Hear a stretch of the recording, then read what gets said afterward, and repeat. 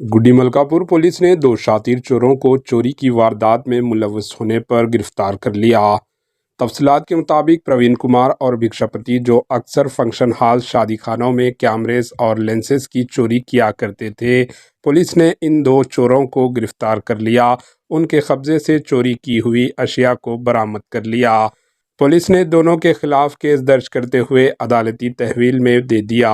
Bureau report, HN news.